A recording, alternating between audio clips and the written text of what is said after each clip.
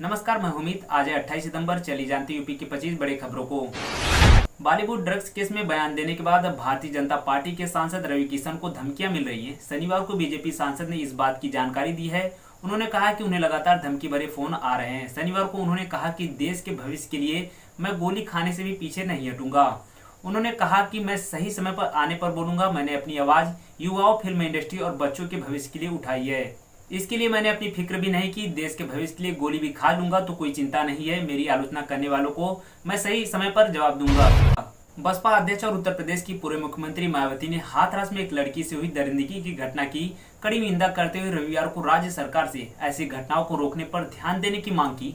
मायावती ने रविवार को किए गए ट्वीट में कहा कि यूपी के जिला हाथरस में एक दलित लड़की को पहले बुरी तरह से पीटा गया, फिर उसके साथ सामूहिक बलात्कार किया गया, जो अति शर्मनाक व अति निंदनीय है। जबकि अन्य समाज की बहन बेटियां भी अब प्रदेश में सुरक्षित नहीं है। सरकार इस ओर जरूर ध्यान दे, बसपा की यह मांग है।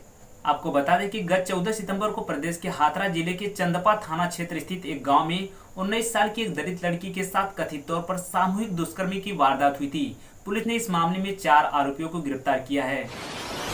कानपुर देहात पहुंचे उत्तर प्रदेश सरकार के कैबिनेट मंत्री राजेंद्र प्रताप सिंह उर्फ मोती सिंह ने कृषि विधेयक में किसान बिल को किसान के हित में बताया है। उन्होंने राज्य सरकार और केंद्र सरकार की योजनाओं को जनता के हित में बताया है। उन्होंने उत्तर प्रदेश के मुख्यमंत्री योगी के कार्यकाल को बेहतर बताते हुए सराहना की।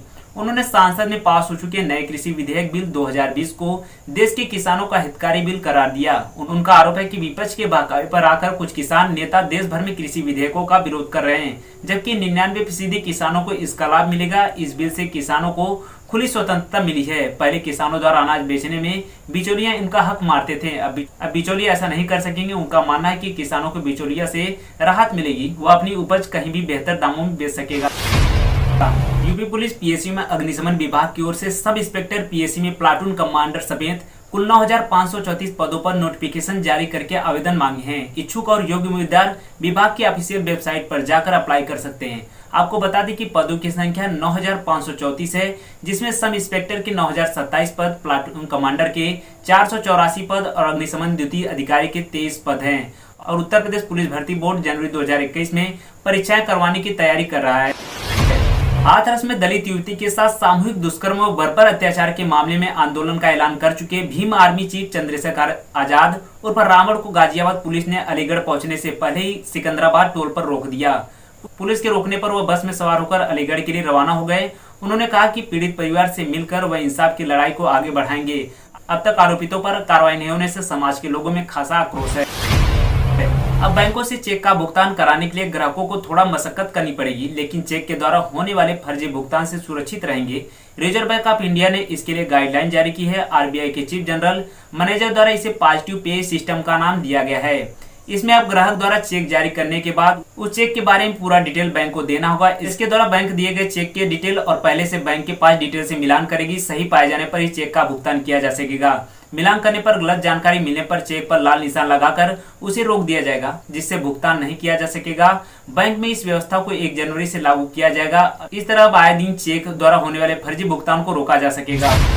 मुख्यमंत्री योगी आदित्यनाथ ने विश्व पर्यटन दिवस पर सभी का प्रदेश में स्वागत करते हुए राज्य की पर्यटन विशेषताओं का जिक्र किया है। मुख्यमंत्री ने रविवार को कहा कि प्राकृतिक वैभव, संस्कृतियों के संगमों, गौरव गाथाओं से समृद्ध उत्तर प्रदेश की धरा सुख, शांति और संतोष की अभिलाषी विश्वग्राम के सभी जन को आमंत्रित करती है। उन्होंने कहा कि यहाँ प्रभु श्री राम है, श्री कृष्ण है, बुद्ध, महावीर व कबीर भी हैं। विश्व पर्यटन दिवस पर नए उत्तर प्रदेश में सभी का स्वागत। उप मुख्यमंत्री केशव प्रसाद मौर्य ने कहा कि बौद्धिक विकास में पर्यटन का महत्वपूर्ण योगदान होता है। तीर्थाटन, आध्यात्म, भक्ति एवं योग दर्शन की असीम अनुभूति के लिए पधारे उत्तर प्रदेश। उन्होंने कहा कि देश एवं प्रदेश के सभी नागरिकों को विश्व पर्यटन दिवस की हार्दिक शुभकामनाएं।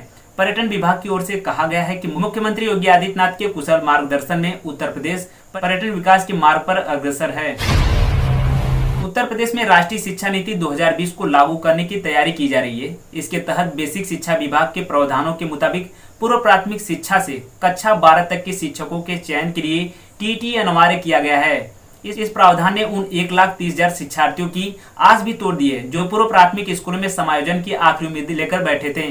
फिलहाल अब 2 दशक तक यूपी की प्राथमिक शिक्षा को संभालने की पक्की नौकरी का सपना टूटता हुआ दिखाई दे रहा है। आपको बता दें कि 27 जुलाई 2017 को सुप्रीम कोर्ट की ओर से बगैर टीईटी सहायक अध्यापक पद पर समायोजन को निरस्त किया गया था, जिसके बाद 1,37,000 शिक्षार्थियों के सामने बड़ा संकट उत्पन्न हो गया था। बता दें कि प्रदेश सरकार ने पिछले साल अक्टूबर माह में ही 1,79,000 आंगनबाड़ी केंद्रों को प्री प्राइमरी स्कूल बनाने का निर्णय लिया था। वहीं जब नई नीति में 3 से 6 वर्ष की आयु वर्ग के बच्चों को प्री प्राइमरी शिक्षा देना अनिवार्य हुआ तो शिक्षा मित्रों में उम्मीद की नई किरण जगी। शिक्षा मित्रों को विश्वास था कि पूर्व माध्यमिक स्कूलों में परावर्तित हो रहे आंगनबाड़ी में उनका संयोजन हो जाएगा।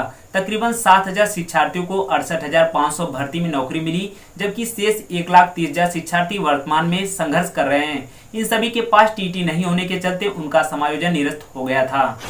कोरोना के संकट काल में शासन द्वारा राशन को लेकर सख्त निर्देश दिए गए थे। वहीं गरीब परिवार को महामारी काल में सरकार की ओर से चीनी वितरण करने के निर्देश रसद विभाग को दिए गए थे।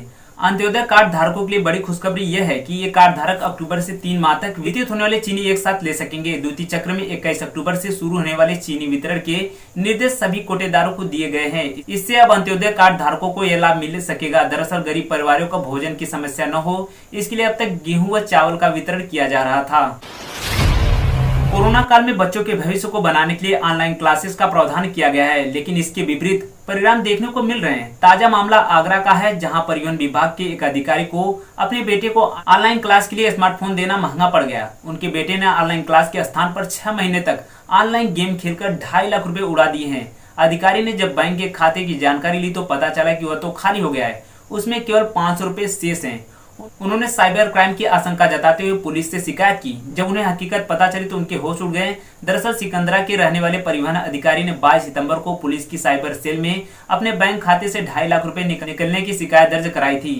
साथ ही कहा कि जिस खाते से राशि निकाली गई है वह उस खाते से कम ही लेन देन करते हैं। उन्होंने बताया कि एक दिन राशि ट्रांसफर करने के लिए खाते का बैलेंस चेक कर रहे थे तो 2.5 लाख गायब थे, खाते में केवल 500 रुपए ही शेष थे। उन्होंने साइबर क्राइम की आशंका व्यक्त की थी। साइबर सेल की जांच में पता चला कि खाते से राशि पेटीएम से ऑनलाइन ट्रांसफर की गई है और राशि को मार्च से अगस्त के बीच कई बार में गेम कंपनियों को पेटीएम के माध्यम से भुगतान किया गया है। दोस्तों, आज का आपका सवाल है कि उत्तर प्रदेश की राजधानी क्या है। आपको इस सवाल का उत्तर कमेंट बॉक्स में लिखकर आपको देना है। मिलते हैं अगली वीडियो में, तब तक अपना ख्याल रखिए।